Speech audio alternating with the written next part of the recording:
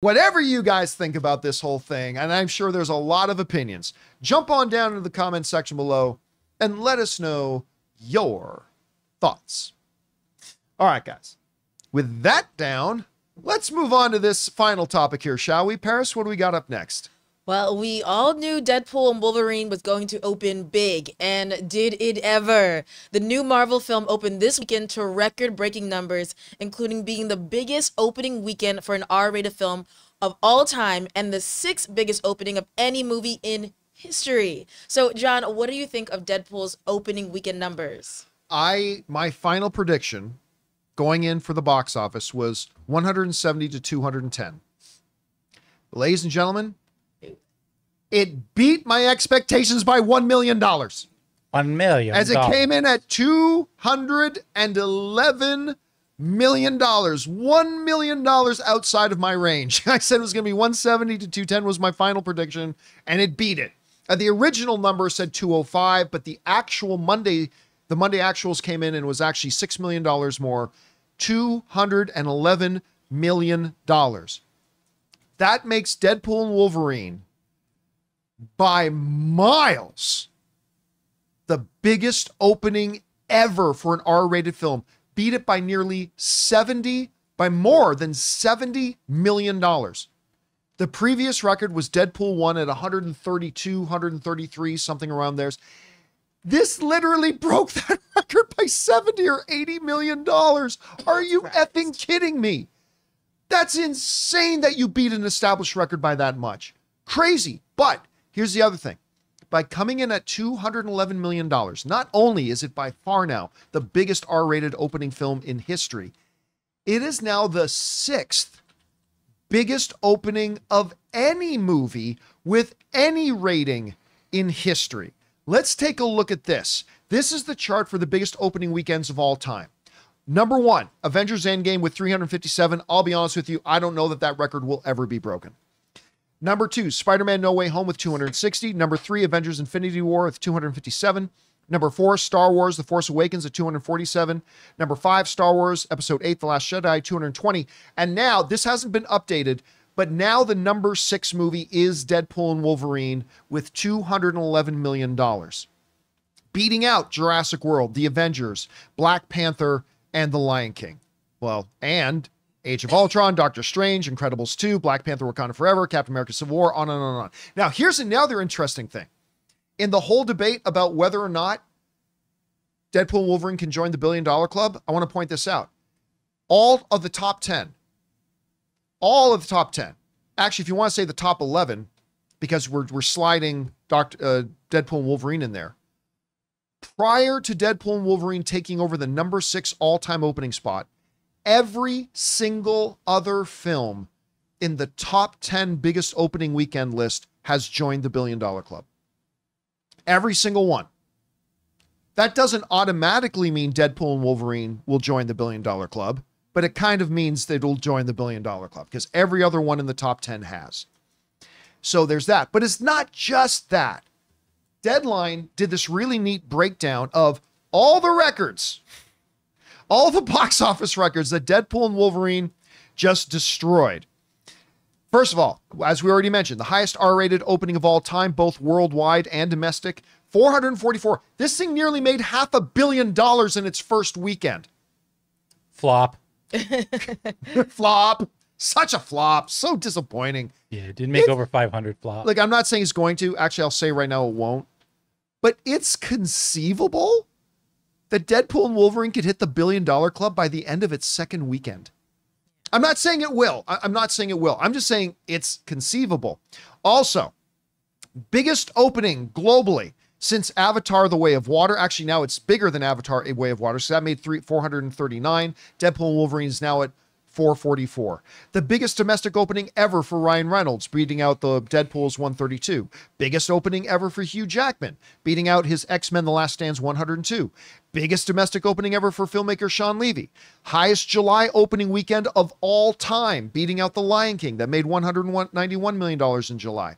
Marvel Cinematic Universe is now, thanks to Deadpool, the highest grossing franchise of all time. It has crossed the $30 billion mark with just 34 movies. That means Marvel films, you know how impossible it is to join the $1 billion club? Well, the Marvel films, they're almost averaging $1 billion a film. It is also the 34th consecutive MCU release to debut at number 1, the highest domestic opening weekend of 2024, and the highest opening weekend since Spider-Man No Way Home 3 years ago by Spider-Man No Way Home in 2021 that opened to $260 million. Number 6, highest domestic opening. Number 6, highest day opening at the domestic box office. Number 4, highest superhero movie opening of all time, only behind Avengers Endgame, Spider-Man No Way Home, and Avengers Infinity War. Highest opening weekend for a third installment, only behind Avengers Endgame. On and on and on and on. We want to thank a sponsor of today's episode, Hungry Root. Guys, you know me, I like things that make my life easier, especially things that make it easier for me to eat healthy and eat well, and certainly more effectively than trying to order from food delivery services. Hungry Root is the easiest way to eat healthy. They send you fresh, high-quality groceries, simple, delicious recipes, and essential supplements. It's like having someone else do all the planning and shopping so you don't even have to think about it. Hungry Root gets to know your personal health goals, dietary restrictions, favorite foods, how much time you want to spend cooking, and more. Then, they build you a personalized cart with all your grocery needs for the week, including easy 4-ingredient recipes to put those groceries to use. Each order is fully customizable so you can take their suggestions or choose anything you want. They've got fresh produce, high-quality meat and seafood, healthy snacks, smoothies, sweets, ready-to-eat meals, kids snacks and meals, vitamins and supplements, and much more. Everything from Hungry Root follows a simple standard. It's got to taste good, be quick to make, and contain whole, trusted ingredients. Right now, Hungry Root is offering the John Campea Show listeners 40% off your first delivery and free veggies for life. Just go to hungryroot.com/Campea to get 40% off your first delivery and get your free veggies. That's hungryroot.com/Campea. Don't forget to use our link so that they know we sent you. I want to remind everybody that when we first started talking about Deadpool and Wolverine, even before it was called Deadpool Wolverine, we were still just calling it Deadpool 3. So many people, I think most people thought this would be big, right? I think most people thought it would be big, to be fair. But almost so many people called me crazy and called other people crazy who said, oh, this is going to be $1 billion film. And it was no way, no chance. You know, the other ones didn't do it, which is true. The other ones average about the Deadpool 1 and Deadpool 2 averaged about 750 million each, average. But my argument was always this. If you take Deadpool 2, averaging about 750 million each, I said, I completely believe that the higher celebrity status of Ryan Reynolds now, Hugh Jackman returning as Wolverine, especially after Logan, getting everybody psyched, Deadpool now being in the MCU, I said, if you don't think those factors can just equal an additional 250 million? I mean, remember, Deadpool and Deadpool 2 are like, they're averaging 750, so that's your starting point. I said, you really don't think Hugh Jackman coming back as Wolverine as our first X-Man in the MCU and Deadpool now coming into the MCU and all this, you don't think that'll equal another $250 million? Come on, guys. That'll easily make another $250 million. Now, granted, a lot of people said, but John, you don't understand. It's an R-rated film. And that'll really hurt it. And in their defense, only one other R-rated film ever in history has made $1 billion. That was The Joker. That's the only one that's ever done it. It's never happened otherwise. So people say, John, it's R-rated. And I said, there are people who are going to be bringing kids to this movie. Whether they should or shouldn't is up for debate. And guess what? The tracking for the exiting numbers out of Deadpool and Wolverine showed 11%. 11% of the audience that went to go see Deadpool and Wolverine were under 16. And I can attest to that because in our screenings, there were kids. There were kids. Those little scamps. The little scamps talking about pegging. And listen, in their defense, a lot of parents are okay as long as there's not going to be gratuitous sex and Which it was not. Yeah. So. Which there's not. There's no gratuitous sex or nudity in it. So they're like, you know what? They're going to hear worse language walking in the mall. So whatever. And again, Walking into school. Walking into school. I'm not saying they should or shouldn't. It's not my place to say, but a lot of parents brought their kids. And so it's it's absolutely astonishing. It even broke my expectations because I thought the ceiling was 210, and it broke that, not by much, but it broke it at $211 million. Guys, sixth biggest opening in Hollywood history, and it's an R-rated film, beating the previous R-rated record by like almost $80 million. This is insane. What they just accomplished here is absolutely nutty. And if we were playing by the Price is Right rules, where even if you go $1 over, you're out, Ray wins our bet. Because Ray took the over.